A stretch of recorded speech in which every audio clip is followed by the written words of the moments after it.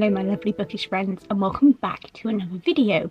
In this video I'm going to be sharing my TBR list for 2023. Now, last year I created a TBR list back in January of books that I already own and want to read, or books that I know someone who has a copy and I want to read those books. And I created this list back in January last year. Then I totally forgot about it, and then when I started this channel I found the list again in September, and so I spent the last sort of 3 months of last year trying to read as many of these books on that list as possible.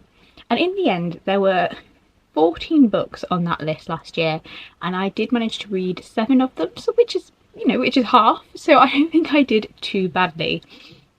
However, this year I've decided to be a bit more organised about it. I've made this video now in January, so hopefully I won't have that mad rush at the end of the year to try and read as many books off the list as possible.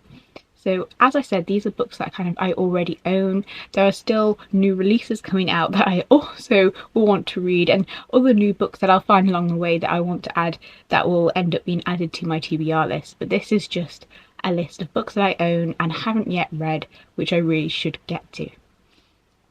So let us get to the books. The first book on my list is The Night Circus. Now this is a book that I've heard so much good stuff about, even from friends who don't read much. They have read this book and they've liked it. I just searched on Waterstones to find a synopsis as I didn't want any spoilers, so the synopsis goes as follows. The circus arrives without warning. No announcement precedes it, it is simply there, when yesterday it was not. The black sign painted in white letters that hangs upon the gate reads, Open at nightfall, closes at dawn. As the sun disappears beyond the horizon, all the tents' more lights begin to flicker, as though the entirety of the circus is covered in particularly bright fireflies. When the tents are all aglow, sparkling against the night sky, a sign appears. The Circus of Dreams. Now the circus is open. Now ye may enter. Doesn't that just sound magical? I know nothing more than that, which I think is a good way to go into this book. Like I said, I've heard many good things about this one, and I think it will be one of the first books on this list that I actually get to reading. Next up we have a book that was on my list last year but I didn't get to it, and that is City of Brass. This follows the story of Nahari, a young woman living in 18th century Cairo, and Ali, a young prince living in a djinn city, as they struggle to stay alive and keep the ones they love protected and use their powers in responsible ways. I was really annoyed at myself for not getting to this book last year, as it has been on my list for ages. It is part of a trilogy and the last book is huge, and I think that is part of the reason why I keep putting this one off, as I know there are 2 more books to follow up to get the complete story. However, I really do want to read it, so here's hoping that this year will be the year. Another book from last year, The Other Bennett Sister by Janice Hadlow. This follows the life of Mary Bennett from Pride and Prejudice, and it follows her life from and during and after the original story. Again, I didn't get to this one despite all the amazing things I have heard about it. I am, however, really looking forward to reading this one. Mary Bennett is such an interesting character, as she is the sister who is spoken about the least in the original novel, so I'm intrigued to see what Hadlow does with her story. Next up we have Shadow and Bone by Leigh Bardugo. This is a YA fantasy series set in a war-torn world in which Elena Starkov, an orphan turned soldier, and her best friend Mal reside. A sudden turn of events sees Elena realising that she has extraordinary powers that could be the key to setting her homeland free from this dark entity called the Fold, filled with monstrous creatures called Volcra. Now, I mentioned this last time, but I've seen the Netflix show, and to be honest, I was only watching for the crows. Elena's storyline didn't interest me, and I found the whole thing with the Darkling weird. I do not ship that at all. He was creepy from the off, girl. Like, I did like Mal's character, but I heard that he's different in the book, so I think these are the reasons that have put me off reading. However, The new TV show comes out in March, so I think I should give these a go before then.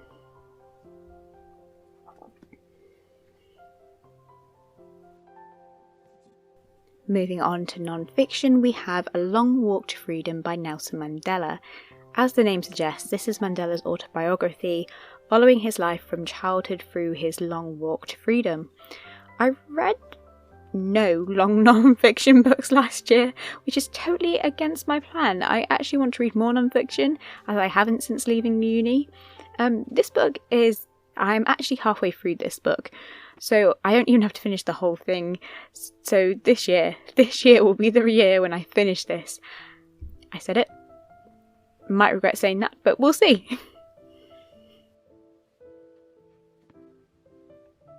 Continuing with books left over from last year's list, we have A Darker Shade of Magic by V.E. Schwab. Once again, I'm going to use the synopsis from Waterstones. It goes, most people only know one London, but what if there are several? Keller is one of the last travellers, magicians with rare ability to travel between parallel Londons. There is Grey London, dirty and crowded and without magic, home to the mad King George III. There is Red London, where life and magic are revered. There is White London, ruled by whoever has murdered their way to the throne. But once upon a time, there was Black London. This is another book which begins a trilogy. There are a couple of those on this list, and I think that's the problem. Recently, I've been much into standalones or duology where I don't have to invest into a full-length series. I don't really know why. I think I was disappointed with a few trilogies before, and it's kind of put me off. However, I do actually like them, so I want to try and get back into reading them this year. That said, the next book is part of a duology. It is Ray Barrier, and it follows Teresa, a young girl bound to a magical wish by her absent and distant mother to kill the Crown Prince. When Teresa is sent to the capital to compete as part of the Crown Prince's council, Teresa finally finds what she has always craved: love, belonging and connection. Torn between her genuine love for the Crown Prince and magic that compels her to fulfill the wish, Teresa must fight the destiny laid out for her, or succumb to being a pawn and destroy everything she has grown to love. I'm looking forward to this one. It's a YA fantasy that I've heard a lot of good things about. I think it's also getting turned into a TV show or something. I'm not sure if I've made that up, but anyway, the book sounds like it'll be fun. The concept is one that has been done before, but the setting and what I've heard of it makes me excited to see what the writer does with the tropes and to give it a go. The last of the books from last year's list is Lore. It is a YA standalone urban fantasy novel that follows the titular character and her friends as they struggle to survive this hunt where gods and humans alike are in constant mortal danger. After her family's murder by a rival bloodline, Lore escapes and vows to repay her parents' sacrifice. 7 years later, Lore comes home to find Athena gravely wounded on her doorstep. The goddess offers her an alliance, a chance to avenge her family. But will Lore's decision to bind her fate to Athena's come back to haunt her? This book was everywhere when it came out, and as so I put it off for a while, as I like to wait until the hype kind of dies down for books so that my expectations aren't ruined and I can form my own opinions without pressure, if that makes sense. Anyway, it's a standalone Greek myths and it seems like it's going to be fun, intense read, so hopefully I shall get to it this year. Now for some new additions to the list. We have The Secret History by Donna Tartt. Again, we're trusting Waterstones for the synopsis as I do not want to find spoilers. It goes, under the influence of their charismatic classics professor, a group of clever, eccentric misfits at an elite New England college discover a way of thinking and living that is a world away from the humdrum existence of their contemporaries. But when they go beyond the boundaries of the normal morality, their lives are changed profoundly and forever. Now, this book is perhaps the original, or at the very least, one of the most influential books of the dark academia genre. Now, I have read a few dark academia books, most recently Babel, which was utterly incredible. However, I haven't read this, which is, such an important book for the genre, so I am intrigued. The thing about dark academia books is that I rarely like the characters. so the story has to really pull me in to keep me reading. But I have heard so much about this book, so fingers crossed it lives up to the hype. Next up we have Little Women by Louisa May Alcott. This is a classic novel that follows the story of the four March sisters through their childhood to adulthood. I've recommended this book quite a lot on this channel, but I realised that I haven't actually read the novel the whole way through, or at least I don't remember doing so. I know that I've read some of it, but I cannot recall which parts that I have read and which parts that I have only seen through film adaptations. As such that I just sort of decided to put it on my TBR to make sure that I actually read it the whole way through.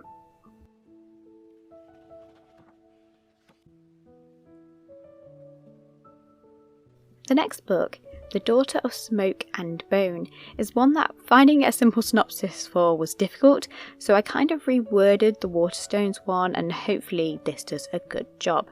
So the story follows Karu, who is both a 17-year-old art student in Prague and an errant girl to a monstrous creature called Brimstone, who is the closest thing she has to a family. Raised half in our world and half in elsewhere, she never understood Brimstone's dark work, buying teeth from hunters and murderers, nor how she came into his keeping. Now the doors of elsewhere are closing, Karu must choose between the safety of her human life and the dangers of the war-ravaged world that may hold the answers she has always sought. This is another fantasy trilogy. I think it was originally cast as YA, but nowadays I always just see it in the fantasy section. This book has been on my radar for a while. I have heard good things about it, yet equally I have not heard much about it. It's one of those books that I don't really see all over Bookstagram, but it's one that is often recommended in bookshops. And I actually got the whole trilogy for like £5 because it was on a deal. And the blurb just really hooked me in. I'm intrigued about this one. It sounds like it could be my cup of tea.